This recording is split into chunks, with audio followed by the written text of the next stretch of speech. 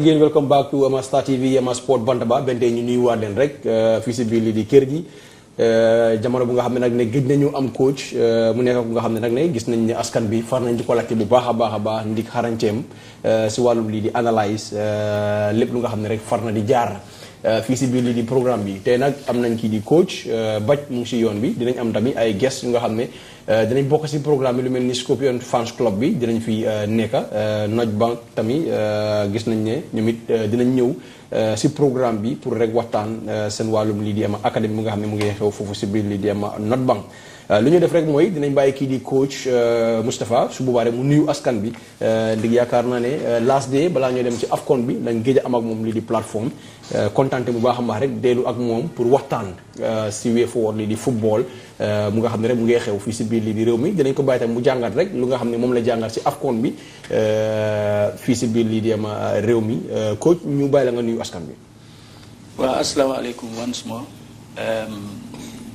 nama nañ audience yi te tam foog naa ne it's always a pleasure coming into here waaw comme li ma dee wax rek sports moom su nekkee si yow doo ko mun a bàyyi absolument waaw te waaw gars yi nag namoon nañu trop waaw sa digga maa leen raw nag nuñ ma nama maa leen raw teg si tam soo xoolee these are the only areas that we can go and express ourselves so if the platform is given I think it's right for also to honor the invitation te ñu ngi la say gërëm mbay si nekkul ne ñoo ëpp xam-xam waaye itam liñ am lu ndaw li nga respect ba tax ngaa ñoo invite ñu ngi la ko sante waaw jërëjëf coach thank you very much kookoy coach Moustapha benn tey rek ñu xool tey nag si lañ war a waxtaanee fii si biir lii di ama kër gi yéen ñu nga xam ne tamit yéen a ngi toppal lii di ama Star TV Gambia lii di sport Bantaba am ngeen si cër bu baax a baax ndig na yéen it seen contribution gis nañ ko lool si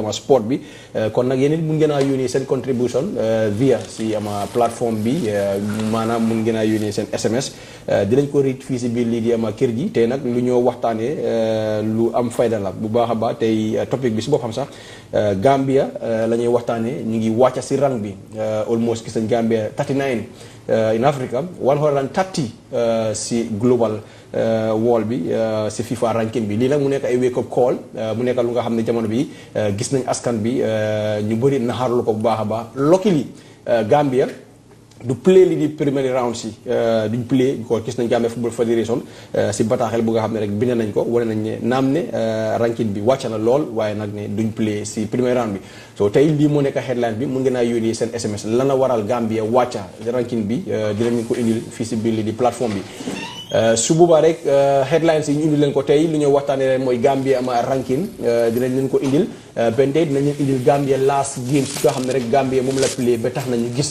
ranking bi mu bon lool si wàllum lii di football fii si biir lii di ama réew mi mu nekk lu nga xam ne rafetlu wuñ ko ba tax na gis nañ coach bi wàcc na tànkaam bàyyi di national team bi waaye nag xamuñ ne ndax po run of form bi moo tax coach tom bàyyi benn tey mënuñu wax lan moo tax moom mu bàyyi jamono bi bu ñu jógee ko foofu nañu xool li di CAF preliminary rounds yi dinañ def draw bi on the 20 February CAF dinañ def seen draw bu nga xam ne rek ne pour waajal li di Africa Cup of Nations bi next year la moo nekka foofu si biir li di Morocco this time around ñuy host li di Africa Cup of Nations bi fan la Gambia tollu pour gis seen national team bi dina play back home Independence Stadium bi dinañ si waxtaan ndig ne CAF door nañ seen preliminary round bi dinañ def ballot on the 20th February benn tey Gambia seen Independence Stadium bi amagut approval pour ñu mun fa play li di football gisuñ liggéey bu xew benn tey since after AFCON bi président bi nag demoon na foofu joxe woon na naal liggéey bi dina dem waaye benn tey gisaguñ dara lu nga xam ne xew na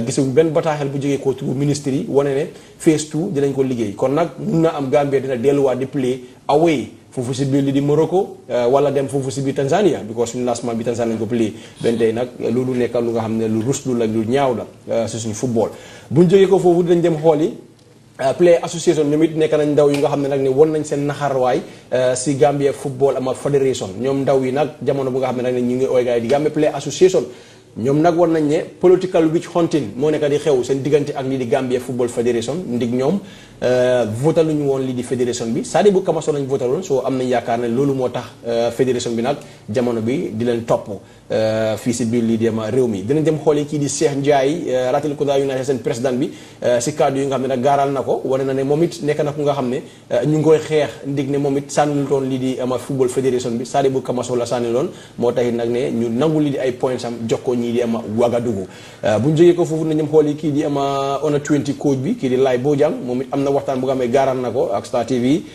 wane na daal jamono bi ñu ngi waajal bu baax a baax lii di All African Games yu nga xam ne ñu ngi war a xew foofu si biir lii di Ghana coach lii moo nekk lu nga xam ne tey war nañ ko waxtaanee fii si Star TV Sport Bantaba. I think it's a very hectic program looking at the topics. Menu bi dafa diis torop. So foog naa ne inshallah we'll just have to make sure ne ñu get into it, kickstart, and then so that we'll buy time before comme saako bi dafa fees. Trop. ñu mun a buy time bu bëri nga xam ne dinañ mun a execute whatever we want to discuss. Right. Thank you very much coach ñu dem na fu ñu njëkk a dalal rek mooy gis nañ lu nga xam ne rek moo xew si wàllum lii di ranking bu nga xam ne gis nañ ne génn na ranking bi is very poor very very poor Gambia 39 in Africa even réew yu nga xam ne ñoom ñëwuñ si Africa Cup of Nations bi ñoo raw Gambia when it come to ranking lu ko waral rek mooy gis nañ fixtures yu nga xam ne moom la Gambia play di last games yu nga xam ne Gambia play nañ ko gis nañ loolu nu mel nekk na lu nga xam ne is a wake up call pour national team bi ñu bëri amoon nañ yaakaar national team bi dina play li di preliminary round waaye gis nañ Gambia Football Federation génn a joxe bataaxel ne duñ play li di preliminary round dañoo dem direct to the group ama stages jamono bi coach ñu xool Gambia mu nekk in 130 si wall bi réew yu mel ni Niger ñëwuñ si Africa Cup of Nations bi ñoo raw li di Gambia Central African Republic ñëwuñ si Africa Cup of Nations bi ñoo raw li di Gambia coach this is a wake up call for the national team and the next coach coming in. waaw Mbaye soo xoolee I think ranking bi dañ ko dee FIFA ou CAF dañ ko dee based on performance. Okay. Performance moo dee tax nga am a better ranking. time bi Gambia di perform bu baax. with Tom time boobu noonu nga gis mooy biñ qualifié Cup of Nations for the first time. Yeah. And then after it repeated, we started moving up. Why so saying you them are down is because we did not have a good performance, we did not have a good tournament, and taxi the kayinga mention no ne ay Central Africa, Niger ak yoy non yi nga mention ne demuñ Cup of Nations be pare. Waaye da nga gis ne ñu dañ try pour honor the FIFA calendar. Mooy test match yi games yi après di am good results when it come to qualify. If you play test games, they can be qualified in a Cup of Nations, munta am test game, qualify in a Cup of Nations, amut good performance in tournament bi. Kii mu ngi play test games, mu ngi win games ami, gradually at least mu ngi jël a step forward. Yow nekkuloo di play test games yaa ngi stagnant at one place. Du yàggee ñi jógee si gannaaw di ñëw. They will pull you down. Yeah. And they will move up. So te foog naa ne issue bi yëpp loolu la ñun our national team, the ministry and the FF should look at it properly. Comme li ma dee wax ñaar ñooñu noonu ñoo mun a tax everything go well. Yeah. That is the ministry and the FF should be working closely hand in glove to make sure that our national team is being honored. Suñ ko honoré bu baax a baax ku nekk mu def li mu war a def rek nga gis ne affaire bi dafa dem. Especially test games. The ministry should stand firm. When the FF comes up with a proposal of having a test game, the ministry and the government, that is the government, they should stand firm to finance so that we will be having regular test games. In having regular test games, whereby lolu moy dimbale team. So if indi won Pep Guardiola sa and he don't have regular test games, mu wara tok nga xamne da nga gather players yi in a space of 1 week. Ñi di ñëw 2 days before match, ñi di ñëw 3 days before match for a game. You can't make anything. Tactically, you can't plan a match. Gradually, la dee demee. But in these test games, that they give a chance to players that are not in your first choice plans. Let me rest by for a test game during the first half and see what Mustafa can do. Then Mustafa so made a better performance in the first half, going into the second half. In the last quarter, now I've seen a lot of him. Let him come out. Mustafa being the first choice, let him go back and see. Dina one performance. Mustafa dina wax ne Mbye performance bi mu def nii first half. Yeah. Moom the little quarter that you gave him. Yeah. Su ñëwee dafa am pour proof ne I am the boss here. Yeah, as a coach, should be challenging. no mentionné.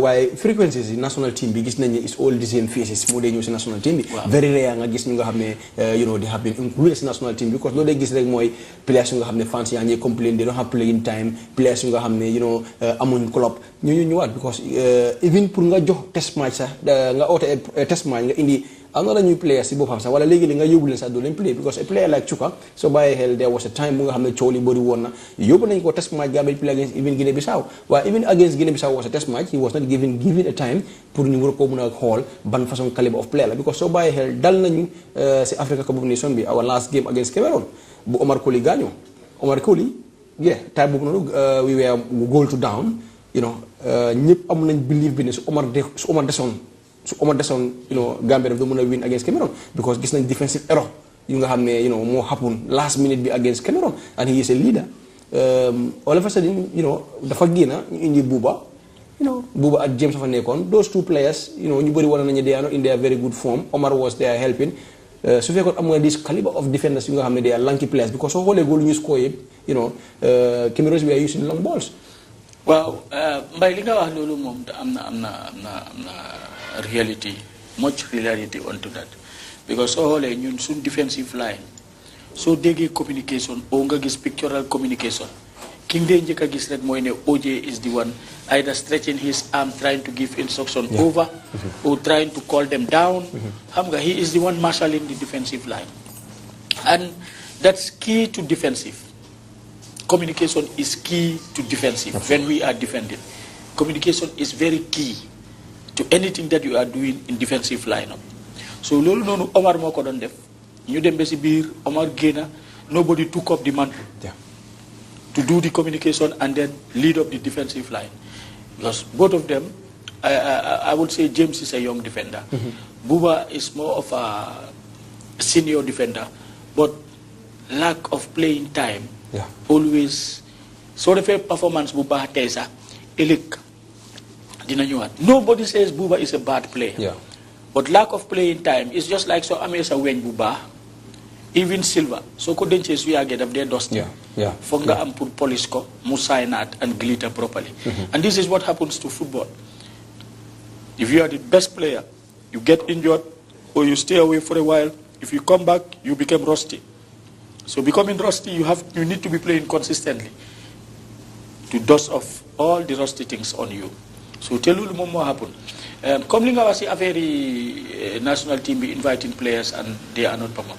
Loolu moom ñun dañ amoon nakalaati Tom was somebody koo xam ne he believes in moom mu ne experience. He believes in experience. But how would you get experience whilst you are not playing? The player should be playing and gradually in the matches that he plays is there he gathers experience.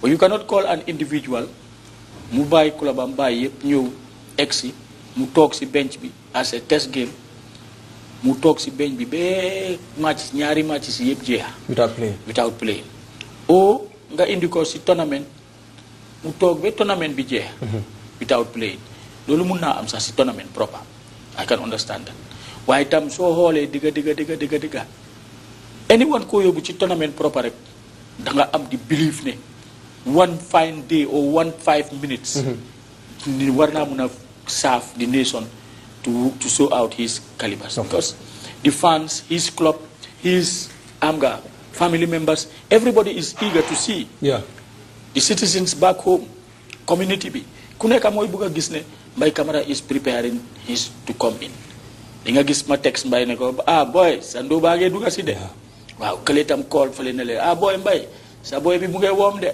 am naa su ñëwee Mbye tam dafa am courage bi ne kii su ñëwee daf ko war a proof su scoyee rek mbaa mu def lu baax rek match bi dafa jeex rek teg santé bi continuer topic bi continuer affaire bi neex xam nga waaye nag ñun dañ tombé woon coach boo xam ne moom he believe in his principles and he stick by it and then mu continue waaye thank God ak whatever principles bad or good that he was implementing he took us to another level also and taking us he taking us to another level dem nañ ba àgga foofu noonu léegi moom dem na ba decide ne I have nothing to prove in the Gambia again. Yeah. Man noonu laa ko gisee. Yeah. Okay. Coach, ñu xool games yi, control men ñu games yi lu nga xam ne yàgg na dalul Gambia. In September 2023, 10 September Gambia play suñu last game was CAF. Gambia draw 2-2 loolu tax ñu mën a qualify because a draw daf ñu doon qualify loolu we equalized lastly against Congo. Then ñu ñëw in November 23rd this was World Cup qualification gis nañ Burundi dóor Gambia 3-2 that was on the 16th of November. Ben tey ñu ñëwaat si World Cup qualify on the 28th November Africa Coast 2 Gambia ama 0 ñu waajal nag li di Africa Cup of Nation bi mooy January bi international friendly match la waroon a am waaye all suddenly Morocco Gambia was cancelled. Gambia Saudi was cancelled. Then we dem si proper tournament bi Sénégal 15 January Sénégal dóor Gambia 3-0. Then ñu gis Guinée 19 January dóor Gambia 1-0. On the 23rd of January Cameroon dóor Gambia 3-0. So lii moo ñu indi si problème mu nga xam ne tey foofu lañ nekk mooy drop in ranking bi nga xam ne was very bad. waaw Mbaye comme li ma wax rek. Out of 1 2 3 4 5 6 games Gambia mënut a win. Waaw léegi so we know 6 games in a row. The team that have not qualified to the tournament proper we play ay test games di win. Yeah. Or because am na yenn yoo xam ne si qualifiers yi la. Latter part of his qualifiers he kept like 4 points. Win benn draw benn.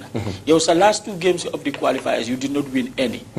Understand nga moom mu am 4 points mu collect foofu noonu yow nga collect 1 point. Mu play ñaari test match before the Cup of Nations. Mu collect lan.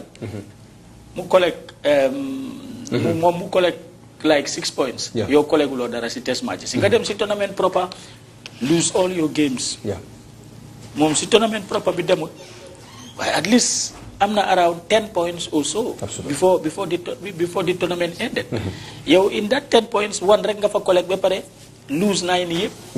So loolu noonu dafa difficult pour nga mun a gaada yenn yi li fi nii.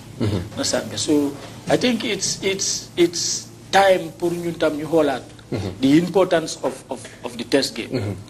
Importance of the test game. The importance of test game is where, as we were just discussing, where we see the potential of players, the rising of players, send potential, their output, their capabilities. So yooyu noonu yëpp dañ ko war a monitor during the test games.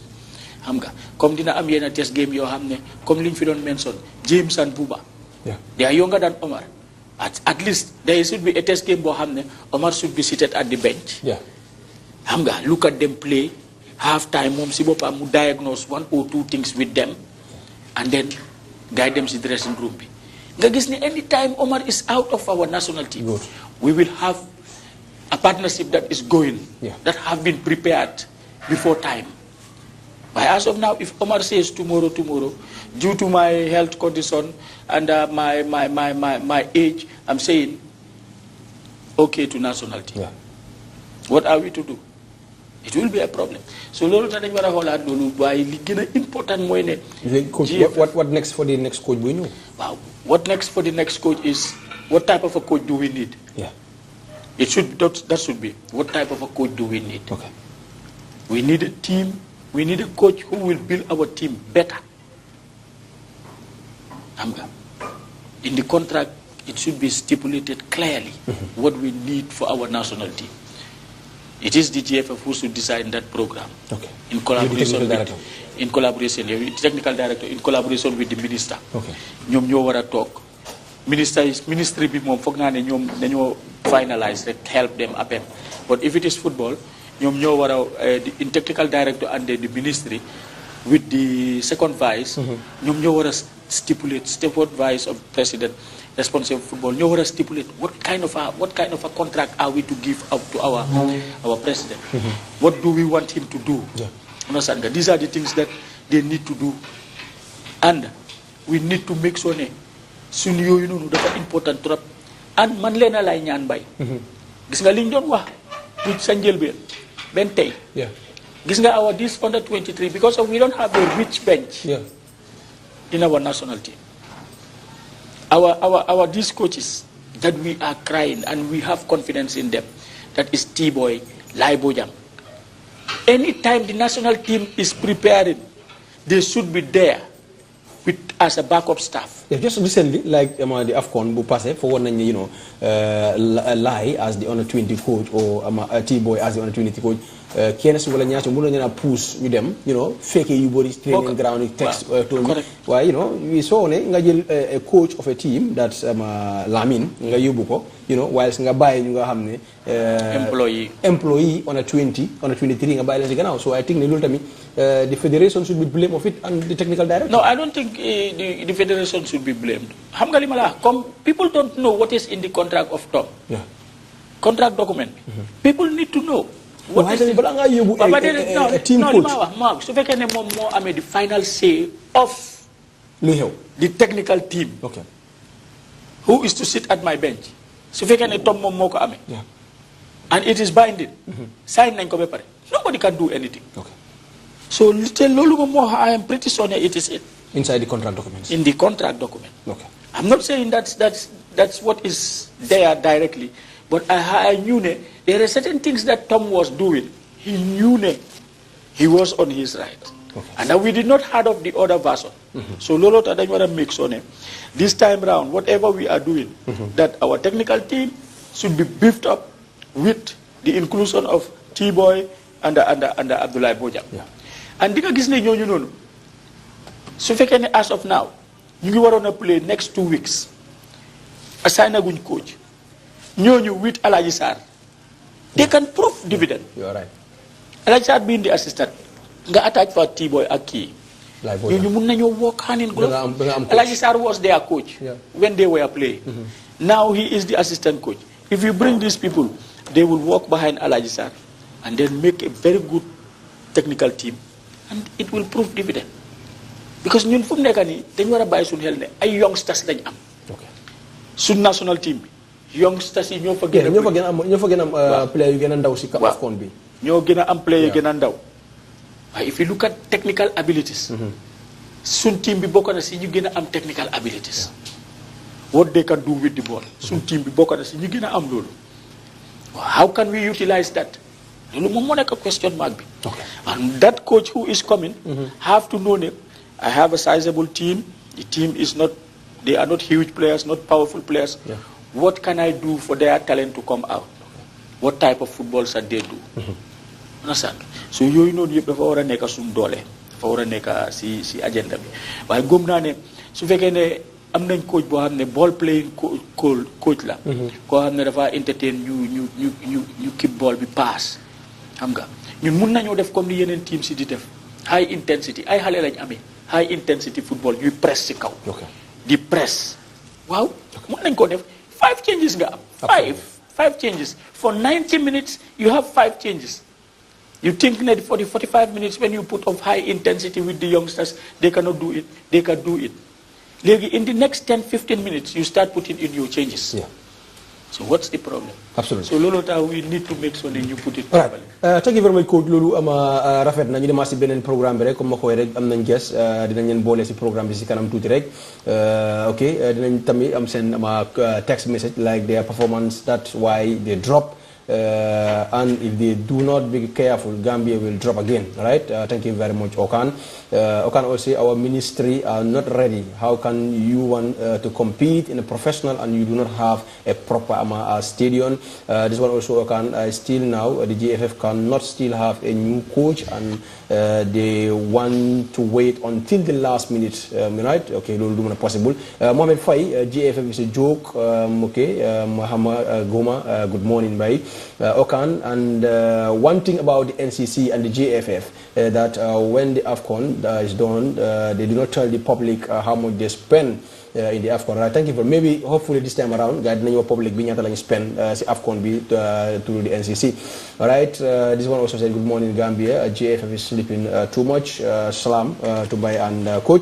All right, Coach Ninem Holly, CAF preliminary rounds. We expect the draws to happen on the 28th of February. La première round si boobu nag du yàgga rek den ñu gis ma proper group stages yi door pour AFCON bi next year la 2025 foofu si biir li di Morocco ñu ngi January I think we almost have almost now 10 months pour ñu dem to the AFCON jamono bi hopefully gis nañ ne Morocco dañ ko boo change yóbbu ko si summer bi instead of January February. alright ko ñu gis rek ne premier round si luckily escape nañ bokkatuñ fa jamono bi with our drop form bu nga xam ne moom la national team bi def waaye still now the ministry ben tey through the government ben tey waxuñ dara askan bi when it's come to the Independence Stadium because tey foogoon nañ ne Independence Stadium bi after coming back from AFCON Gambia war nañoo mën a passé about this Independence Stadium waaye ben tey Independence Stadium bi benn liggéey xewal fa dara nekkatul fa lu nga xam ne waxoon nañ ko lañ ko war a toj mooy tribunal media tribunal bi journalist yi seen place beeg pour CAF waram ñu mën a approve pour ñu play suñ game si su fekkee ne lu nga xam ne moom lañ gis in Africa loolu la CAF war a wax Gambia def kon ñun for the next 2 years 3 years duñ play si Independence Stadium bi waaye I think ne the more you did something pour nga improve Independence Stadium bi xëy na CAF dinañ wane waaw Gambia ñu koy try nañ leen wéefal ñu play waaye dara xewul si Independence Stadium bi it seems ne waat su fekkee ne nii la moo demee Gambia will go back to play as usual Morocco gisoon nañ li fa xewoon earthquake bi xewoon foofu noonu luckily suñ players yi escape so I think the government need to learn from all these things coach it's very sad to say waa Independence Stadium bi dara nekkul fa. waaw Mbaye man dama ne phase 2 man dama ne daal Gambia. I think Mr. President have given us a promise that. bu mu demee check stade. Wow, he said the next phase mooy phase 2. Wow, the stadium Gambia will as of our next qualifying game. Because we have to qualify the World Cup and AFCON. AFCON, wow. As we clearly stated, by our next qualifiers, Gambia will use our stadium. And the words of a president need to be honored. So we are still putting our hands on deck, saying it will be done. And we are saying, Mr. President, please, I'm saying this for 3 times. Anyone who is nearer to President can convey the message to him. The youths of the Gambia are saying, it's been a while, almost 2 years, we did not see our national team play in front of us. And it's a request of every citizen that we need to see our players play in front of us and we cheer them. We don't want to start going to Cup of Nations and all of a sudden it stopped. Because of what? We are not playing behind our fans. We are pretty confident that any team that comes over to Gambia here to play the Scorpions behind their fans will be bitterly beaten. Absolutely. That we are pretty much confident as citizens. But if we are to play behind, I can say closed doors, because if you go away, you don't have fans. You understand? So the nearer or the capability of the opponent, by even transporting fans to their national team's destiny. If Gambia is to play like Tanzania in Morocco, for them to fly to Morocco is easier for them than Gambia. So we should always be very much careful in all these things. That is why we are saying, Mr. President, please try to make sure, give instructions to the ministry to make sure that we finalize on this and then let the job be done quickly before the qualifiers start. It's been a while that we did not play in front of our fans. Absolutely. And we need to see them play. We are eager to see them play. Look at the time that they were preparing, the final phase of the preparation to go to the AFCON. How many people went to the stadium? The cost of the damage was not because of anything. It was because of frustration. That we are eager to see our boys play and we did not see them play. So frustration bobu mo tax bi nga xamne xalé yi du xaliss bi de xalé yi frustration xalé yi ne ñaari at gisuma suma player gisuma suma star so dama ko bëgg gis mu dem lijante xaliss ba dem fay all of a sudden ñu ne match bi cancel na training bi mu da dem xam nga so lolu nonu pour bu lolu repeatat nañ make sure ne dal Mr. President with the ministry understand under at the House of Representatives, the Parliament, sports sides, nañ make sure ne ñoom seen boppa ñu def ñu toppa président ou ñu dem am tête-à-tête ak président pour gis ne dinañ dispose xaalis bi pour ñu finalize liggéey phase 2 bi ñu mën a play with our scoreboard also.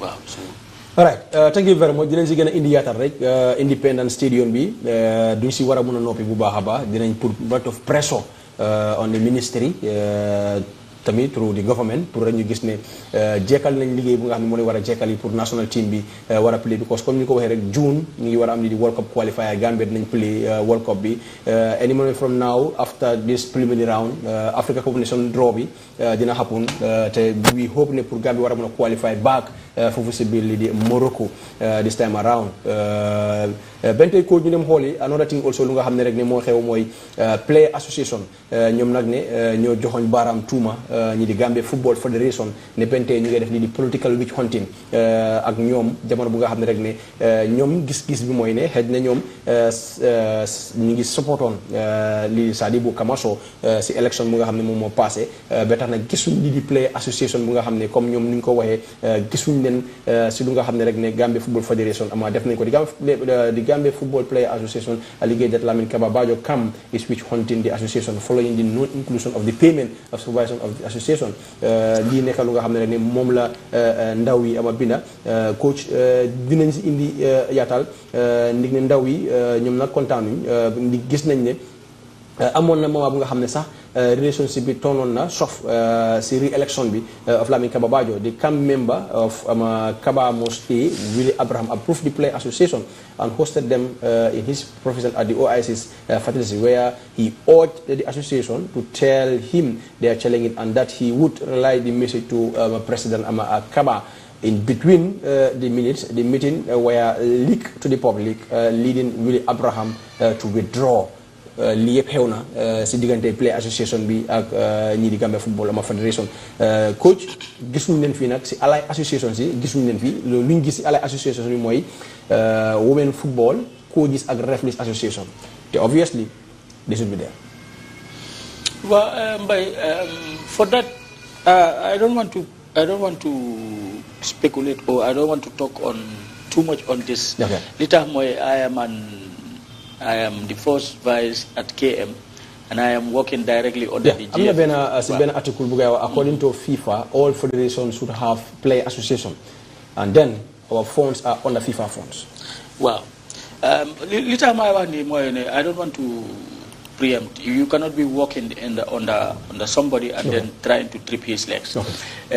Why su fekkee ne li gaay wax dëgg la I don't think jar na sax pour yenn articulation yi daf dee yaaxaat discussion comme yenn articulation comme ni gars yi articulé lii di GFF witch hunting understand nga let them go to the FF discuss with the FF why we are not there, why are we not subvented we are a player association waaye tam nañ bàyyi suñu xel ne GFF tam du dee def ñaareel loo xam ne calculé tuñ ko is it that ne the association have done their mandate that is going into AGM, go to other things that is required for an association. The requirements of an association. Ndax player association bi ñu ngi ko def. Su fekkee ne ñu ngi ko def fine. Su fekkee ne defuñ ko tam possibilité tam xëy na FF bi loolu moom moo tax waaye looloo tax yenn article si li ko gaa dee articulé xam nga loolu yëfi journalism la. ñoom if they want paper sale. they will do it in a way boo xam ne everybody will be attracted to go and get one and read. So te xam naa ne daal man am naa ne there is an issue why GFF did not put the player association's name in it. Pour buñ ci sori bu baax. Thank you very much dinañ bàyyi control room rek ñu may ñu quickly of Cheikh Ndiaye interview bu nga xam ne moom it am na ko gaaral ne moom it dafa mel ni daal ñu ngi koy caw ay yar ndig ne gis na lu nga xam ne xewut foog ne fan play moo xew digganteem ak ñi di Wagadugu si appel bu nga xam ne rek ne yónnee nañ ko waaye moom def na appelat back to the federation pour wol leen ne ama décision bu gaa yi jël nangu li di 3 points ami teguñ ko si yoon ñu déglu ama Cheikh Ndiaye den ñu dellu si waaye ñu dugalaale suñu guest bi fii si Star TV Sport Bantaba.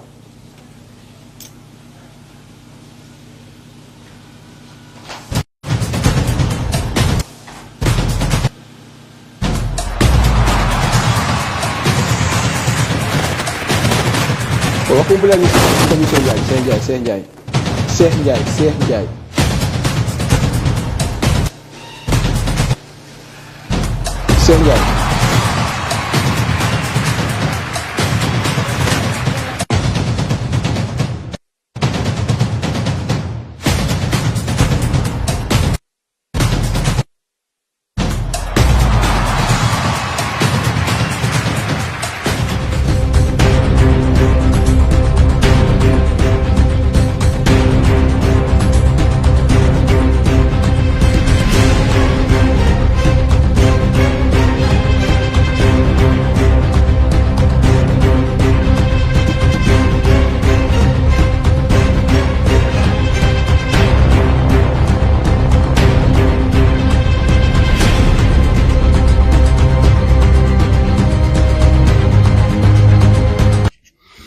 right, thank you very much. Tey nag ñu ngi fii si Latrikunda United comme noonu la ko gisee rek tey ñu ngi doon seen président bi kii di monsieur Cheikh Ndiaye pour rek waxtaan ak moom jamono bu nga xam ne rek gis nañ appel bu nga xam ne rek moo xew digganteem ak Gambia Football Federation digganteem ak ñu Wagadugu moom mi di président bi nag am na lu nga bu nga xam ne rek bëgg na ko leeral yaatal ko di askan bi si appel bu nga xam ne rek moo xew digganteem ak Wagadugu monsieur président ñu dalal la rek fii si ama Gambia Sport News Star TV Sport Panama. jërëjëf Mbaye maa ngi la nuyu di la dalal di am suma kontaante pour nga ñëw seet si ñu tey man nag maa ngi tudd Cheikh Ndiaye maay président yi Latrikunda United maa ngi juddoo Banjul yaroo Banjul maagee Banjul den waa Banjul la waa Latrikunda la 30 years la am Banjul 30 years la am Latrikunda den am 60 waaw den fu mu nekk ñu ngi laa dalal bu baax a baax di am kontaante si li ñu seet si tey.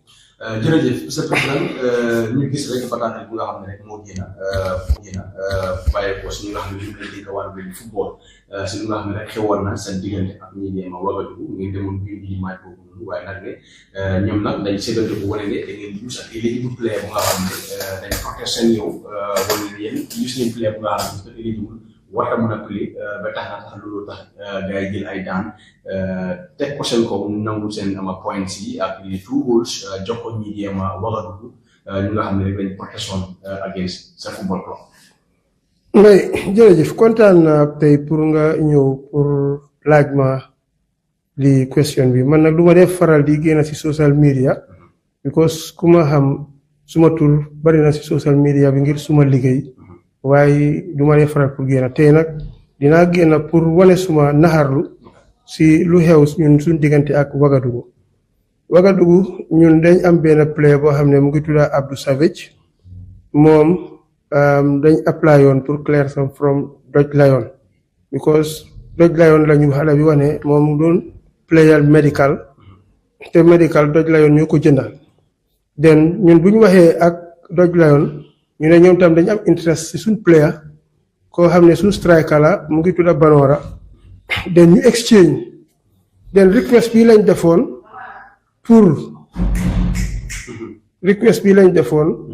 pour Abdou Savage moo nekk nii den request baa ngi nii moom lañ def den request for clearance pour ñu di Abdou Savage Latrikunda United Football Club ñoom nag ñooy request pour am clearance si ku ñuy ooyee kii Abdou Savage by si football club si préparation bi di GFF seconde division bi 2023-2024 in this regard we kindly request an exchange with the above mentioned player Abdou Savage. Thank you for your understanding and kindly consideration. So dafa mel ni lettre bi ngeen bindoon yónni ko foofu si wàllum li di clearance yi kii di Abdou Savage release of player Abdou Savage. The management of Gambia Docha FC is honored to release Mr. Abdou Savage to your club as a free player. I want to thank him for his good services render for Medical FC Jibril El Mendy, Secretary General Gambia Docha Lion. So lii mooy li ngeen jox bàyyi ko si Docha Lion. waaw léegi Mbaye lii mooy player buñ jox yéen Docha Lion dañ exchange player release player for Mohamed Banora in preparation for the GFF second division league when they is in 2024 football right to release to set up the player Mohamed Banora to your club. Right, we wish a successful future. Thank you very much. Benjamin is co-signed my Amigen, Secretary General CC, GFF President. waaw léegi nga ñëwaat Mbaye ñun dafa am ku nekk si biir fédération bi ñu ne mooy vice président Wagadugu den moom mu ngi liggéey si département bi compétition waaw ñun dañ feel ne dafa am foul play bu mu play against Latrikunda United Mbaye doo seetee lii letterhead bi Wagadugu la lu dégg then Wagadugu lii mooy letterhead bi received by WhatsApp. bi mooy Wagadu. Waaw. Gis nañ président, first vice président, second vice président, secrétaire général. Ok, gis nañ tamit lépp lu nga xam ne mooy xew mooy. Once again, welcome back, coach. Mbiri appel moom daf di xaw a doy waar. Players yi léegi tamit player bi du la wax lu xew. Nga jël ko register ko fekk demul noonu waaye gis nañ tamit rek ne Wagadugu gis nañ tamit jot nañ xibaar si ñoom it dinañ joxe interview bu nga xam ne rek ne pour ne play bi seen play la because gis nañ letters yi won naa la letters yi yëpp yu nga xam ne ñoom moom lañ nekk di complain ne ay screenshot la bi am letter head si kaw am space bi amul space waaye play bi nag ne mu ngi bàyyee koon medical ñëw Latrikunda Wagadugu na wane ñoom seen play la ñoom ñoo ko joxoon medical. So dafa mel ni ñoom kon Latrikunda dañu war a jëli clearance through Wagadugu because benn tey player ba ñi Wagadugu so Wagadugu mooy Doca Lion so non medical mooy Doca Lion Port ñoo ko jënd so Doca Lion ñoo joxe clearance yi pour ndaw bi mën a play Latrikunda waaye ne benn tey Wagadugu ñu ngi wane is still their player dañ joxoon loolu lañ ko joxe woon through medical. Well, topic being is kind of like it's kind of like flimsy because the whole articulation bi ñoom ñëpp dañ request player ñi tam request player and it turned to be swap deal. When they did this swap deal, the player played. I know it's not his first game. He must have played series of matches. But when it comes to playing against Wagadu is claiming it is their player. Still now, It's their player still now.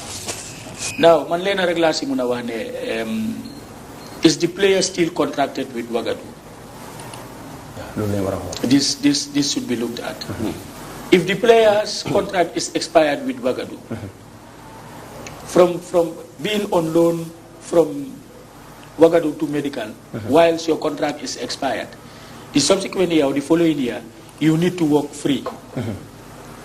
Move out free. You don't need to seek for clearance. A player who is under contract, more they need transfer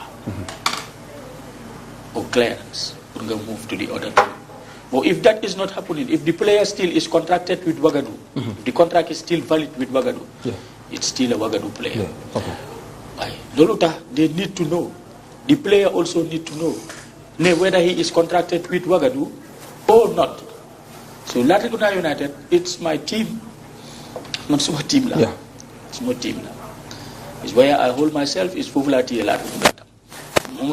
Latrikunda, then you need to make sure that they consultate with the boy before putting in their final.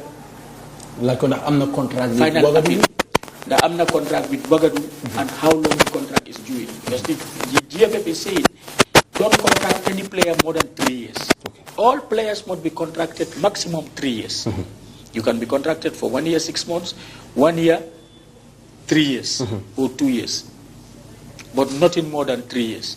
Now, if at all his service with Wagadu is more than 3 years, then he is a free player to move to any player of any team of his which. So, lolu tam dañ ko wara bay sun hel.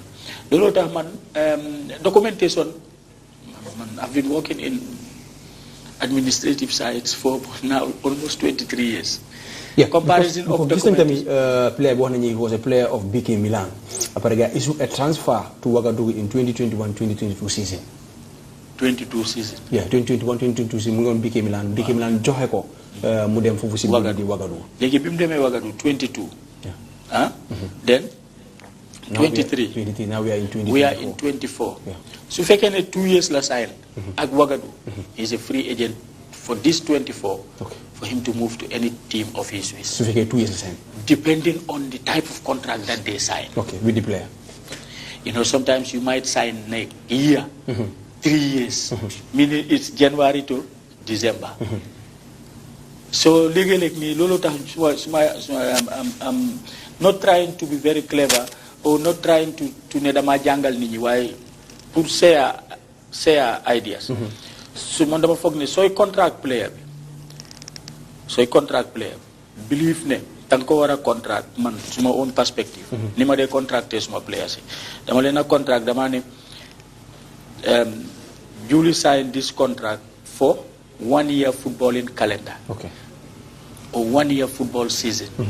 Xam nga boobu su football season bi jeexee rek player bi is free. Okay. To indi complications. Duñ la oo fii tey because sometimes these hitches between you and the player tomorrow you might need the player again. Mu nekk a problem. Or player bi might need to come back. Mu nekk a problem. So simplify the contract. Su nga gis ne ku nekk daf see gis boppam. Man, I will do it in this way. I'm signing Mr. Mbai Kamara as a player of LK Boys FC for 2 footballing seasons. Okay. That's 2 seasons. Wow. Article 1. Article 2, the contract can be terminated on mutual consent of both parties. Okay. And you play after 1 year, and then he decides that I'm going to terminate contract with a notification of like 4 weeks. Okay. To give the team also time, let it not be very prompt, like 2 weeks notification. With a notification of like 4 weeks, 1 month, gahan ne man tam dina prepare pour ne mbay bu ngey dem de arama dem jeli kemo. Okay. Xam nga waaw ma try ñoom de la Sukunda sen di mu ngi wone ay snap. Waaw xam nga loolu snap also can be on the other side of benen because man luma gis tamit gis na secteur gis na documents yu ma sen tamit snap bi fofu la joge ko doga dem egasi. Waaw xam nga naka laati mbay documentation dafa critical. Mun ngaa wax ne gars yi dañ am an insider ku leen a jox information whilst it's not. Okay. Mun ngaa wax ne gars yi amuñ insider ku leen a jox information whilst it is. Okay. So it's critical. Loolu tax the first advice, if I am to advise Latrikunda, is to make sure they contact the boy and know how many years he have got contract with Wagadu. Okay. That's 1. 2, where is his contract between him and Wagadu? Okay. Ñoom ñu xool ko and help guide, furnish that with the competition department or the OC competition. Mooy contract document. Contract document bi. Okay. Su fekkee ne expire na. dañoo bind a letter of protest. Waaw wane leen ne yéen a ngi jël suñ points yi unlawfully because the player is no more a contracted player with Wagadu. Okay. And then they attach that. Here is the copy of the contract of the said player. Okay. You attach Lulu, and then they send it to competition department. Yes, and those people will look at it. After reading, they will look at it and they, wow, this Mr. Savage, wow, he signed a contract with Wagadude, it's true, but the contract for 2 years. Okay, when did he sign? 21. Okay. 23. 2 years work on expire now. Okay. He need 2 weeks. Then they will reverse the points again back to Latrikunda. Okay. Okay. All right. Thank you very much, coach Lolu. Pente rek ñu engagé suñu kan bi rek kii di Kémo Cissé. Kémo ñu bàyyi la rek nga nuyu Kémo Waye Cissé ñu bàyyi la nga nuyu askan bi su boobaa rek ñu indi waxtaan bu nga xam ne rek moo waral tey nga ñëw fii si Star TV Yama Sport Bantaba. Thank you very much, Mr. Kamala. Man coach jërëjëf bu baax man la Kémo Cissé. waaw léegi sax su la ne mu nga tam du si sosé.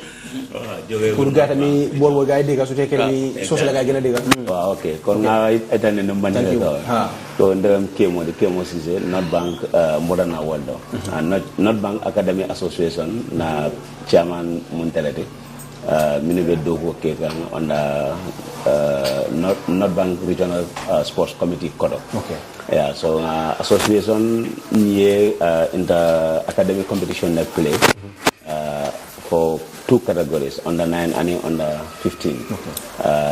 Mi alango silang fudara wala final ola. Be jamaat fanam be kalam tandika final o minna kuwala. Okay. Pour ka sotondi mi alango be kanana on the 24th of February la be pour mo jama salong min be ki ko nyomi ama na bank la nin academy football ni kono. Academy tour the North Bank Regional Football okay. Academy Association. Okay. Organize an academy tournament. Okay. Okay. For academics, we may North Bank. North Bank, yeah. That's very good. So we have 15 academies. We will participate in that tournament. Okay. Yeah, across the region. Okay. Yeah, from Farafene and up to Esau Bara. Okay. Yeah, so region on Tala into 2 groups like so group play from just like how region. You can play into Farafene. Yeah, we have different venues. Okay. Dolga play Farafene, Kerawan, and in Esau. Okay. So these are the 3 zones that we know used during the tournament. But it is the first of its kind because Ninam follow the Kurunga academy in the academic competition sort of in the region. Wow. Then not do work with consultation with the regional sports association. Then not lead to the governor of the region. No, is it NBR? Okay. Is it Abukan? Abukan, okay. Yeah. Okay. Abukan. So under his leadership, It's under Habib. Habib Fall. Okay. Yeah, so ning wala na for the governor governor ni deputy governor for another welcome day back. Nara na plans all tandi la kay tandi ko. This is the first time the regional academic competition or host in the region. Okay. I don't left the Katola at the governor ni form. Okay. So then ngake the governor's trophy. Okay. Which atafana welcome back with his team of his institution. I don't nara na play with their support and that of the RFA. Then up to a point slam for the final order. So nada nga final order mudala numpuka alano. Then governor nada meeting command on that, whereby three party very benjamin the RFA, the academic association, and governor for more. Okay. Nada kacha kaje go and minister for kacha about this. Okay. Because this is the first time. That's already the minister for another for the first time also governor's trophy is played. Yeah. So definitely ning atra ngake after AFCON be la filala wala nyama so that we will. So kamu minister military ka mabe. Exactly. Okay. So ninnal kera no kacha de no minister no. So what is the purpose of organizing in tournament? Muna na ya tournament or after come ka Kenya mi albe players scout laji ali groom. What is the purpose of organizing it? Yeah, near Jibe Academy Association, wala Academy Foundation, wala umati mi alam ko talent soul fintindi for potential development. Because in team Jamal Beji bika sule minula has to start from that level. The near organize wala ye deda kabing at that point, then it is always easy through teams wala finish product so wala ki timmandi abuga kolea. Nim play tammi den academic kotola mi nata jibi ani mi yalon ko amandum academic kono ya pignam bandale e dadanya timola level that ke clean do sign player my age in a time sort of Okay. Allah ni tournament academy age bracket lim for is it under 18 or Yes, we have two categories na we play. Under 9 category play that for and under 15. So these are the two categories na we play. Then the final floor level kera coming 24th of February. Bay man lima ko bëgg laaj rek moy kemo lafta mi ñini kala rek bolem yalo ngi mu this is what people are yearning dol mu mi ka ngi ne cry ko nyanta dindingol la platform ol fana jibe la ka dada mi yalo ko sama nibe sele kan comme ya ko nyame nibe bola stage 1 kata stage 2 you would have that problem of certain things mi yalo ko ni futata stage 2 de nyante karandila wala yaje karango karanka stages lesoto saying atol cabral bengin kela ngalon ko you knew that these people will graduate tomorrow. Now the scrutiny of their ages because of to avoid age cheating. Alia Kenya dile. Do you tell them to bring in their birth certificates? Or what criteria do you use to vet their normal age to avoid age cheating? Okay. They ni organize screening team wala ko na min data grounds. Okay. Yeming itandi one aspect like it come a birth certificate in Bondi. And it was very helpful because government need this biometric birth certificate in the community. So certain Dolbora area in the standard. For Kawal certainly it was very easy because more jamae access to Kawal certainly. So need no manere walfonila walel kanana. So it was easy to to have them in that category. So many funny along they don't produce birth certificate. But it got for flown so you measurement net financial where na screeners will financial work porosity to know whether they are part of that age category. The height. So this is how because this is first of its kind in the region. We are also learning into it. So Kujamal Beji may be Timbanino because even after that process we have seen some loopholes. There are rooms for improvement. Feedback will mean after the screening process. Come this coming season, we can prepare a battle. standards on base. Learning first ever program of anything fok ye kudoje miyalonko iba polale ko ningalon no sakenunte, and that's the best thing of starting something. Saindebe advice la minna rek wolem ko alsa jibe ko na comme allié minister invite nyame. It's also very much viable. Allié technical department also invite. The GFF technical department. Yes. Let them be priority to that event. Let them come and see what you guys are doing there. Understand? One, they will see, they will discuss with the coaches, they can do whatever thing. And they can also give you guidelines to better prepare the next year competition. Because in technical director Nataje, OI more delegate, World Nataje, LS Nyolbije, they are very much vast in youth football. Alajnyasi Nyolbije, they are very much vast in youth football. So now ninsangdong man na dol delegate. A very detailed report, and that report will be filed. And in that report, you can also request for the detail, the report. Atol Fanan, you will file a copy of that, and you will file. And that will be reference for tomorrow. If you want to move, invite the administrators only, and you don't invite the technical. I'll be telling for Santorep. I'll be back, because the technical are the people who should guide you and tell you, next time do it this way, it will be better for this way. And you will have the results. So it is viable. Advise invite the technical department, and then your fellow regional associations also, for them also to emulate from you, and you also might learn something from them in guidance. Thank you very much. Adam, it's well noted. Though you have an invitational extend to them through our regional association. I think they will facilitate like for the new one. There is another invitation also that may extend to National Football Academy Association. We send it through Coach Omar Fai. I think of a number of Danila to their president Kadekong also.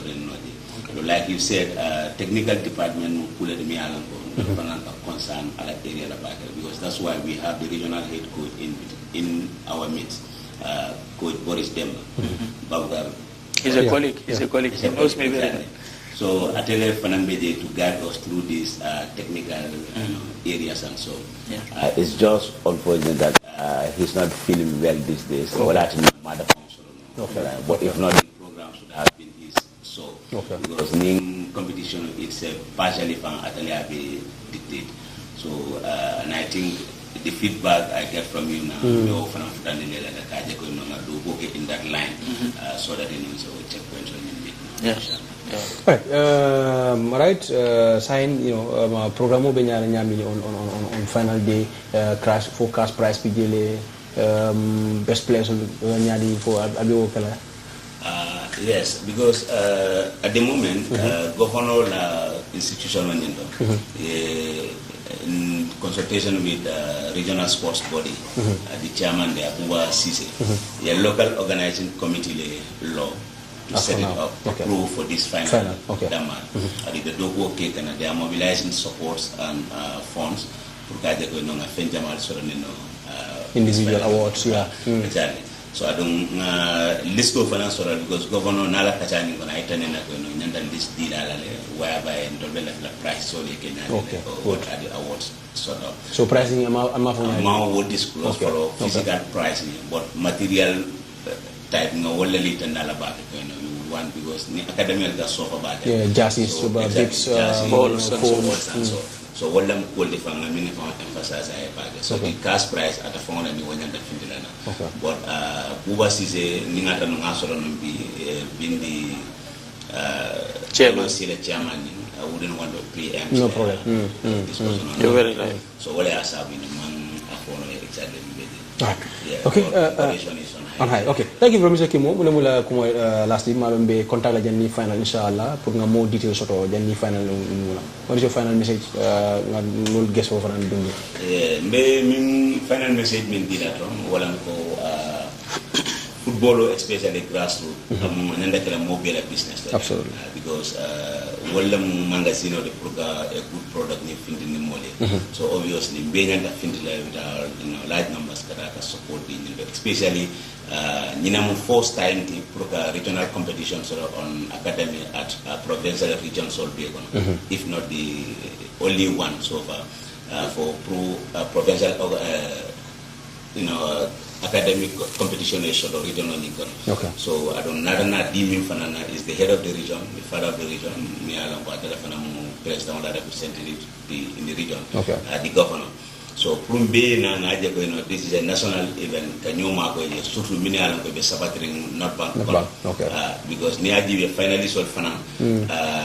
On the 9th category we have a team from Mayamba Football Academy. The name Mayamba Football Academy GB it will start world. Okay. They are able to produce a team that went through qualifier for a third division. Okay. And then they were the champions, finalists for last year championship in North Bank. Yeah. They all come from this academy, Mayamba Football Academy. Okay. So it will let our final play our regional champion. Then Imana Lucky, they lose through penalties. Okay. Then Ila counterpart let our triangular in play. Okay. So you can see academies are now producing good players. That division which is a very big plus in our football. Absolutely. Yeah, so we have a team here that work on that Mayamba Academy, on the 9th category for the final order for this, and then Star and Wheels Football Academy in Farafenye. So now the Farafenye for an catchment area. Farafenye in Mayamba. Exactly. So now they are fighting with Mayamba. It is going to be hosted in Kerawan. So on the 15th category for now the Star Academy in Esau. Okay. Esau is a history known of absolutely in the Gambia. So what for finalists also for on the 15th. Okay. Where on the 9 man make note. Then we have TFB Academy in Farafenye also. This final. Wow. So it's like Farafenye and Bara. Moro. Farafenye Bara class. So cool against the Farafenye. Yes. All right. Thank you very much, Kimo. Thank you very much. Dinañ amaat Kimo rek in our next August 24 mooy final bi dinañ am sports il sport flash sport dinañ invite kii di Kimo pour gën a waxtaan ak moom di latest development mu nga xam ne mu bàyyi ko si governor through the ministry and also through the Gambia Football Federation. ñu def sub commencé bi waaye ci coach open fan slot fii si Star TV ama sport Bantaba. Thank you very much. That's your number.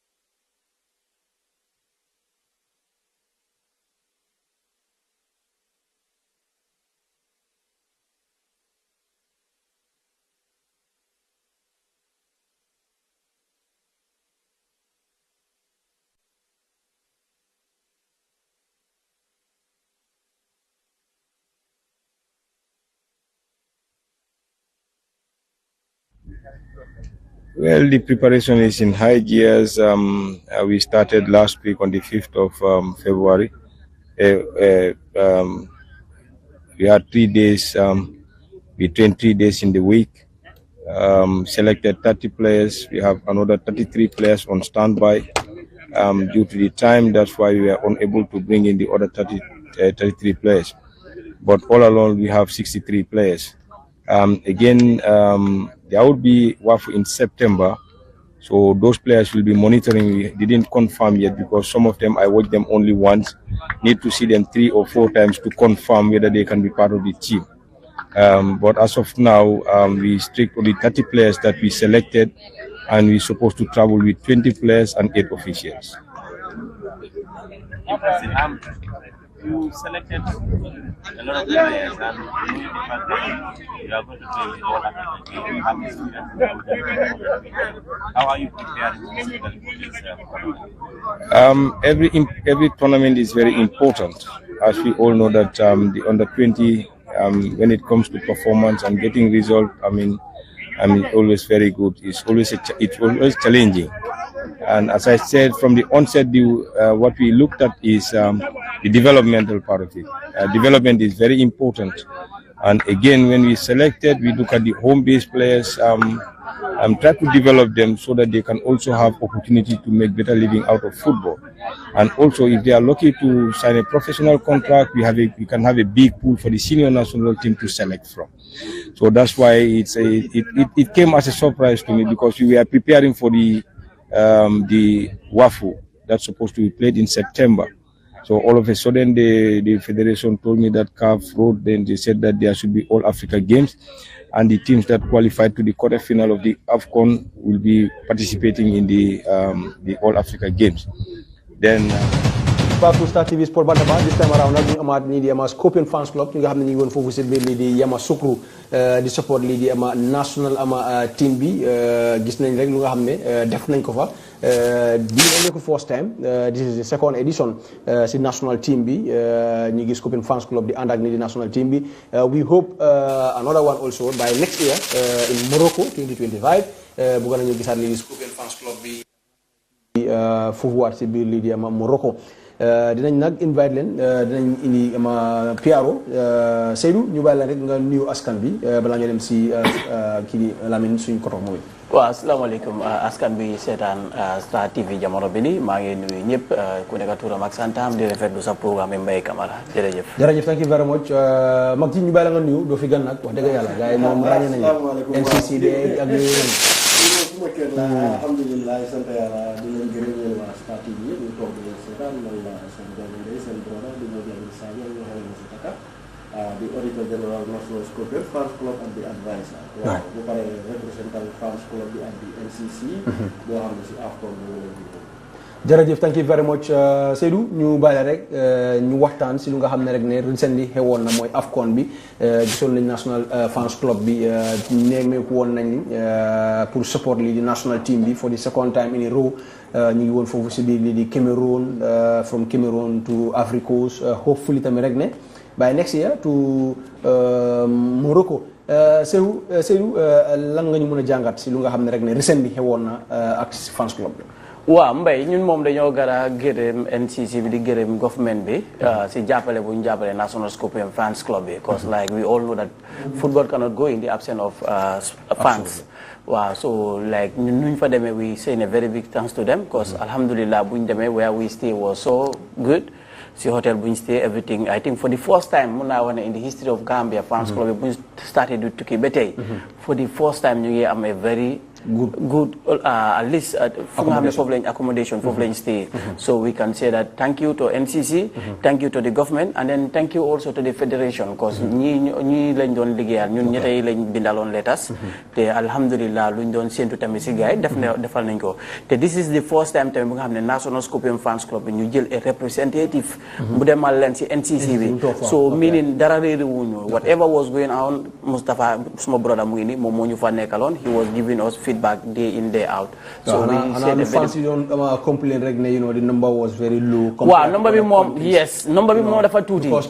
After players like the most important party mooy fans club because ñoom ñooy dooleel national team bi. Bro waxaat ko. I hope ne in Morocco inshallah the number at least nañ expect Hornet Scorpion Fans Club war a dem. waaw like ñun sa number bi like buñ ko déggee dañu disappoint because lu xew yow su fekkee da nga am ay members si sa club bi yaa ngi am ay 300 or 400 members ñu ñëw jox la doole 50 dafa bëri 45 la ñu jox ok sorry 45 waaye xam nga rek suñu yëngu-yëngu mooy tax da ngaa foog ne ay 80 moo fi nekka xam nga rek because ñun suñu génnee like what we see is the flag that's why everybody support with their hearts understand why the number was too small so we are appealing to the public to the government waaw nañ seetaat loolu baax a baax because like dafa dee daw yaram torop nga gis yeneen dëkk yi ñu ngi ñëw with a very big number ñun xam nga rek we are just small xam nga which is very very bad so ne ñu dimbale although xam ne xam nga rek dëkk bi dafa métti koppar amut waaye lu fas daw foofu ale la yoon de 150 la ñoom 150 ñoom kese bokkuñ ak ñeneen waaw non ñoom daanaka ñoom dem nañ ba 300 cause dem na invite woon nañ ma si seen hôtel bi gars yi 12e gaynde so ñoom rek xam ni gars yi ëpp di entire Gambian délégué waaw 12e gaynde rek 200 la 12e gaynde bi rek utee na ali waa ak yëpp very good so like seen package bi yëpp dem na 350. yeah roughly lu fa nekkoon ci Sénégal was 2000 Senegalese. waaw gis naa loolu. so 2000 Senegalese. waaye fans yi aspect yi fans yi mooy 12e gaynde Casa Sport ak Ali ñi ñoom like it was 350. so when I bu ma demee ba foofu xam nga rek gisante naa gars yi xam nga rek at least si lañ am that rapport between Gambia ak Sénégal amoon organise nañ foofu yenn programmes ñu ngi gërëm QCell nag. balaa ñuy dem.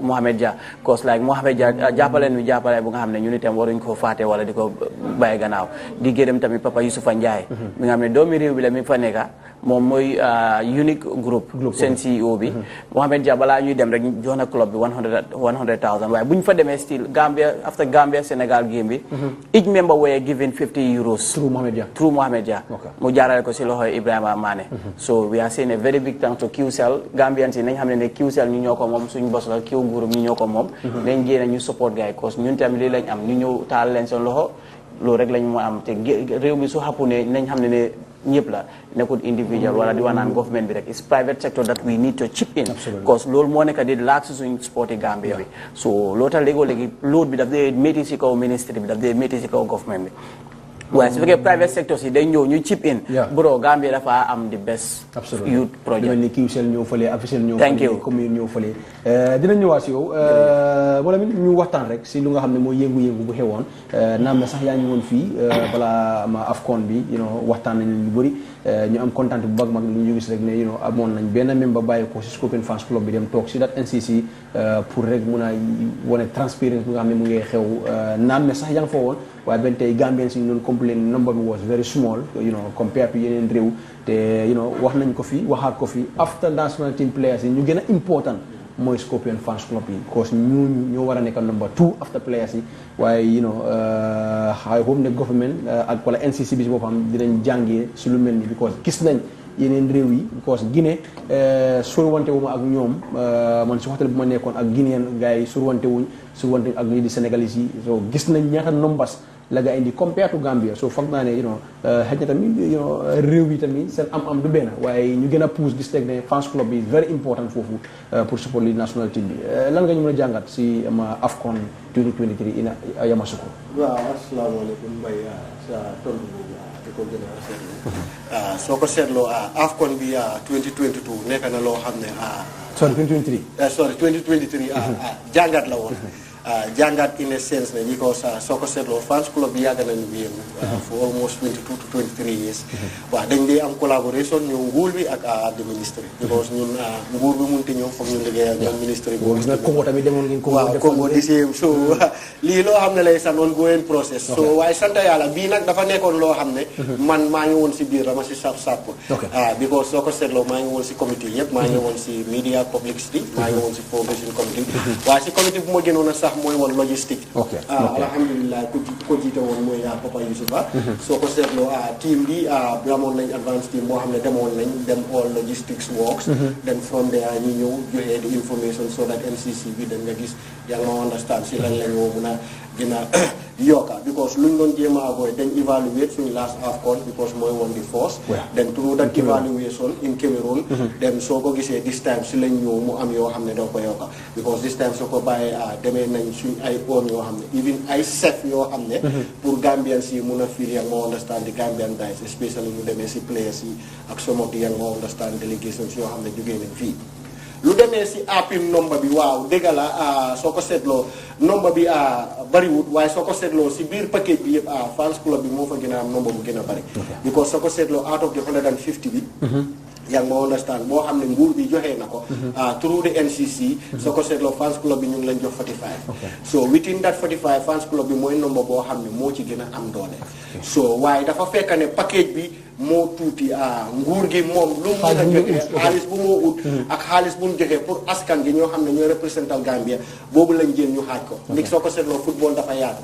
journalist yi si lañ bokka stakeholders yi si lañ bokka security bi dem ak even private sectors yoo xam ne ñoom tamit contribute nañ as far as this ñoom tamit ñu jox leen ay slots ñoo xam ne National Assembly member lañ jox nañ leen ay slots ñoo xam ne even their political parties jox nañ leen because it's a national kit it is coming from the taxpayers Gambia's money. So ku nekk war na ci gis boppam. So da nga gis ne xaaj boobu loolu moo waral yang ma understand lii. waaye as far as ni moo ñu ngee demee jàngee nañ si first AFCON bi sant yàlla bii mooy di second AFCON ñu ngi say jàngee so am soo ne inshallah suñ taaf AFCON bi den boo xam ne in 2025 June dinañ ko am biir Morocco so boobu dina nekk loo xam ne la ñaari jàngat yi am nii because soo ko seetloo last AFCON bi bii am na si luñ yokka soo ko seetloo last AFCON bi tardement yu amoon lu demee si flight bi ak yii yëpp logistique try nañ ne make sure nañ this time loolu amul da ngaa gis ne bii dañ jeexal rek di following day rek den from there dañ ñu ñib si so these are certain things yoo xam ne ñu ngi see jàngat so inshallah by next AFCON dinañ gis ne xëj na inshallah boobu dinañ taxaw more companies dinañ ñëw then more people dinañ ñëw then Gambie bi yëpp dinañ ñëw ñu nekk benn den nga gis alhamdulillah di amount of number bu ñu am mu gën a yokku although tuuti woon nañ ñu were 45 in number waaye amoon nañ 250 Ivorians yoo xam ne sorry Gambian ñoo xam ne ñu nekkoon Afrique Coast dañ daa ñëw so da ngaa bàyyi xel fans club bi damoon nañ ba 295 waaw thank you dinañ ñëw waxtaan tamit rek si way forward bi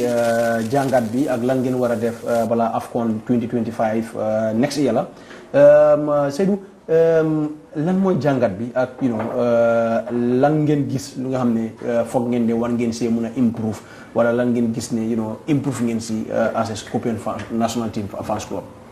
Okay, like first of all, dama njëkk a gërëm Mohamed Dagala Papa Youssoufa Njie mi nga xam ne ici na Gambian delegates yu fa nekka pour ñoo join si ñu although dañoo sant yàlla for the taka nu mu ko waxee NCC we make sure ne this time xam nga coono bu gaay daloon à Cameroon this time amuñ ko Ivory Coast because soo xoolee fu ñu stay ak hotel ak stadium bi it's just a walking distance so xanaa benn jafe-jafe rek lañ fa am mooy ne like fu ñu si hotel bi su ñoo dem dugga si biir stadium bi security moom they will not allow us to use the shortcut loolu ñëpp la te amu doon benn barrière bu fa nekk waaye dañ ñoo xamal ne like that is their rule so we are expecting ne xëy na suñ fa amoon benn delegate from the Gambia waaye we know also it will not be possible because this is CAF because even Senegalese fans club bi si boo xam sax loolu leen dox dugga stade ñoom loolu lañ dox because lépp loolu lañ ko stop everybody only the VIP lañ bàyyi ñoo xam ne ñu mën a pass seen moto si media bi dañ leen jox tamit fu ñoo dem because even media bi sax doo est moto ak si biir stade bi am na fooy am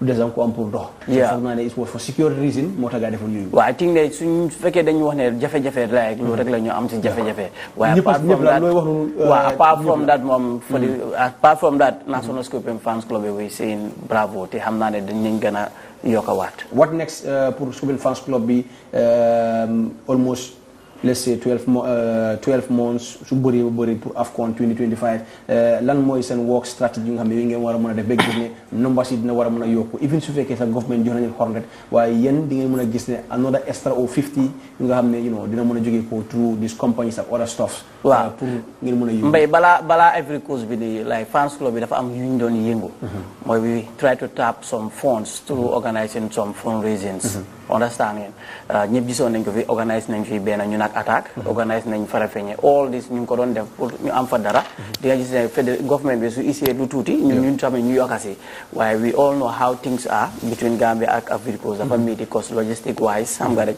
da nga war a prepare ku fa dem allowance am bi yëpp hotel bu moo demal and then we all see how hotels are down there dañ seer understand so ba loolu tax na ñu ni tamit ñu am advisors da waruñ buñ jël that risks pour ñu ne dañoo fayal suñ members yi ñu dem back way bi because am na members yu nga xam ne they were really ready to go through the back road waaye after si xam nga rek dem back road tamit nekkul noonu dafa need so many preparation ñu although xam nga rek ñu ngi gërëm mboolem ñu fi jógee ko dem foofu pour supporter réew bi ñun suñ sañoon stadium bi rek just Ivorian nuñ ko defee ñu na Gambia Cameroon bi suñ sañoon any game bu Gambia am dafa fees waaye tamit dañ naan ñu suñ members yi ñu nga xam ne jotu ñoo dem ñoom xam nañ ne nekkul tukki sax moo leen fa isi waaye loof seen réew moo tax ñu ñëw foofu loolu tax na tamit bu ñu demee fale lu ku mel ni suñ ambassadeur bi Bulli Diba moom tamit at least gërëm nañ ko bu baax a baax ko since day one ba up to nuñ faa jógee ak ministre bi every time ñu ngi check on us to see whether we are living safe whether we have any difficulties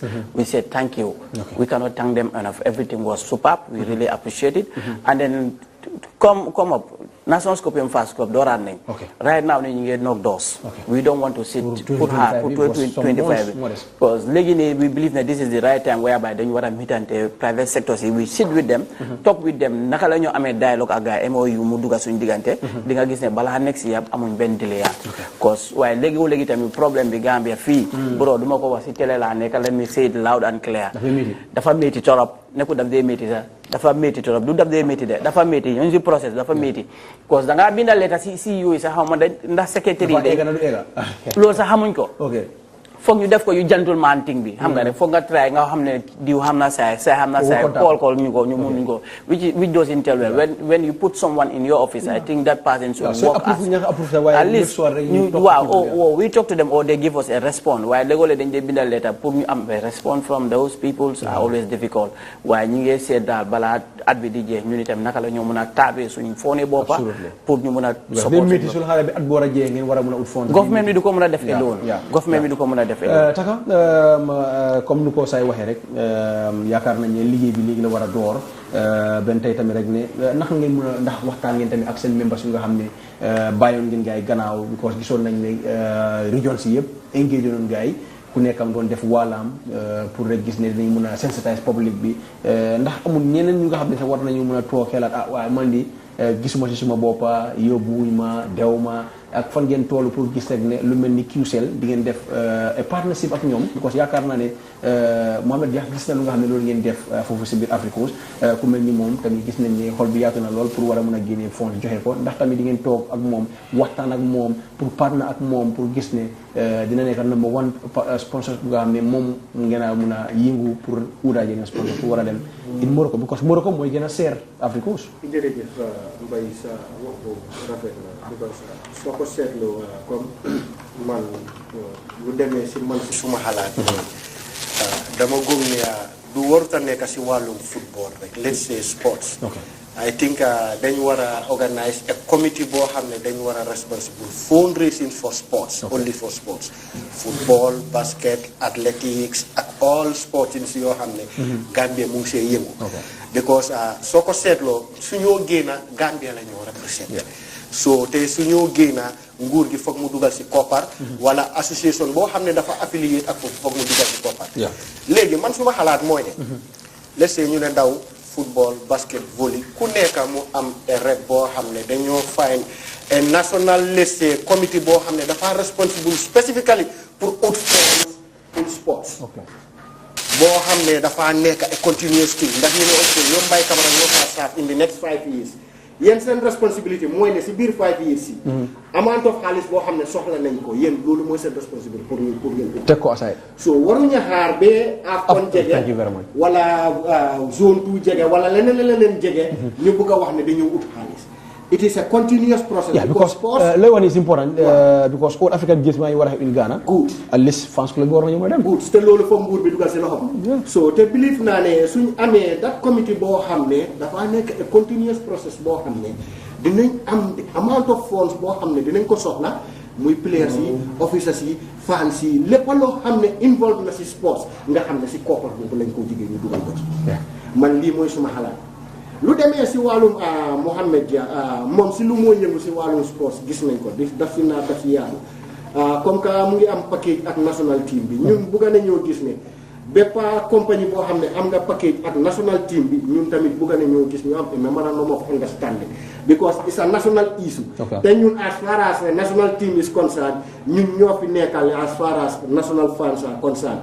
so believe nañ ne anyone koo xam ne mu ngi deal ak national team bi in one way or another so war ngaa deal ak the National Scorpion Fans Club because soo ko seetloo in this AFCON ñu ngi def loo xam ne yaa ngi moo understand kenn war ko because dañ dem full 45 minutes ñu teg poster QCL boo xam ne after at the end the organizing committee of CAF ñoom ñoo ñu war a ñëw fekk ñu ne ñu génne ko because QCL was part of this so then da ngaa gis loolu rek within that 45 minutes dem na viral QCL dem na viral so these are certain things that you know that a collaboration mbiri Gambia dañ war a jiital suñu Gambianism ak patriotism period time dafa dem nag ma am benn final question dama jël kii question ñu tàggoo lan mooy waajaay bi naam ni xam naa ne government is very tight federation bi is very tight as for now waaye ndaw yi ñu ngi war a dem in March foofu si biir lii di am All Africans game in Ghana te Gambian si su kanam tuuti rek bu fekkee team baa ngi perform di dem dinañ bëgg a gis fans club bi fekki leen fa lu mel ni Sénégal bu ñu demee final against Gambia I think it was in Morocco or somewhere else from Egypt gis nañ Sénégal yónnee nañ seen fans club bi yónnee ale Casa dem support leen lan mooy seen plan as for now because lu ñu war a sóoraale la ndax yéen a ngi siy liggéey ndax waaw Mbaye sa kaddu boobu di ko rafetlu torop ñun lépp loo xam ne réew bi mu ngi see yëngatu ñun ñu ngi def suñu liggéey waaw because ñun duñ dee liggéey si gannaaw nguur gi ak duñ dee liggéey si gannaaw fédération waaw si lu ñoo munti def ñun ñoo dee diisoo so ñun as far as we are concerned ñun tooguñ de pour mbiri Ghana gi de preparation ñun ñooy di 12 player of the team so then da ngaa gis du fee xale tamit duñ gis seen boppa si ay mbiri support so then this is it it's the same it go back to my suma wax bu may wax mooy yang ma understand ñu form a national committee boo xam ne mooy responsible pour lii yëpp nga gis sa lacc not only the national team waaw not only the national team nga gis yow sa lacc booy lacce nii su jotee dafa gën a yomba kenn du ñëwaat du naan ok Mbaye ñu ngi seetlu compagnie bi wala compagnie bi dafa fekk mu ngi fa ba pare so loolu moo war a campagne boo xam ne dañ ko war a start from now dugga suñu World Cup qualifiers ak dugga suñu next AFCON boo xam ne ñu ngi ko war a am biir insha allah Morocco so lan mooy sam kàddu yooyu si loolu nga xam ne laaj naa ko saay c'est important because soo xoolee di Scorpions ñoom dañ di am di support waaye xale yi with all the trophy you guys they win duñ gis kenn seen gannaaw te I think ne they part of the Gambia te war nañu am support bu nga xam ne moom national team bi di am ndax yéen a ngi toog di waxtaanee ne ndaw yi suñu eggee final tamit wala semi final war nañu at least suy at least 25 fans club sax dem support yi xale yi loolu moom I think ne su amee moom lu war la su amul dafa war a am parce que ndoo yi sax seen boppa ñun man suma boppa sax luñ ma dee xamal mooy bro yéen moom senior team bi rek ngeen dee support di bàyyi junior catégorie yi loolu rek dafa ruslu te yàlla xam na although like man kenn duma ko mun a def waaye we hope government baa ngi ñu déglu fédération baa ngi ñu déglu private sectors yaa ngi ñu déglu ne lañ ñëw under 20 baa ngi play Ghana ne lañ ñëw support fans yi ñu seet naka la ñoo demee at least ñu ciarop gaay because xam nañ because so a number di nga am Gambian numbers at least very good so this is it so léegi nii waaye Gambian bi léegi pour kuy start moo dee nekk problème waaye we hope ne at least ñu seetaan dinañ jéem a chip in ñu seet naka la ñoo jàppale under 20 bi ñu dem waaye balaa maa daaneel suma kaddu bi nag dafa am message moo fi bugg a seen mooy ne di gërëm Gambian si yëpp mboolem ñu dem fële ñu ngi leen di gërëm te tamit nañ xam ne National Scorpion Fans Club yi suñ bunta baa ngi ibbeeku pour registration for now so mboolem ku bugg a register si National Scorpion Fans Club yi mun ngaa call suñ mobiliser bi si 7026878 7026878 mbaa 3926878 te tamit ñu ngi doon déglu suma raka bi Mami Sira ñu ngi ko gërëm bu baax si coono bu gaay jël ñëwee through back way understand na ñëw supporter réew bi tamit ñu ngi leen di masa coono because I personally I call them yaa tax yi dina communiquer waaw ko sanga ñëpp duñ mën a call waaye at least yaakaar naa ne man suma callee takamu call dafa mel ni moom every day mu call ma thank you so much cause waxoon na ma woon do bu woon naa dem seeti gars sax waaye distance bi tam dafa sori ak fu ñu nekka waaye gars buñu eggee gërëm nañ gars call naa make sure naa xam nga check gars cause that's my role and then I did it just for the love of this country and then again tamit xam nga rek nam xam ne like ndaw suy dem nam bàyyi di wax di déglu ko sooy déglu da ngaa gën a tardé amal sa jom rek nga continuer looy continuer te tamit ñun national body lañ ok tey jii su fekkee a member from their party ñëw suñ parti ñoom yi ne ñu ngi am that waxu sew that is between them necessary muy ñëw di media di dari National Scorpion Fan Club because we had her interview last week and Veronique la ak suñ Pambaw which doesn't tell well they are members of the National Scorpion Fans Club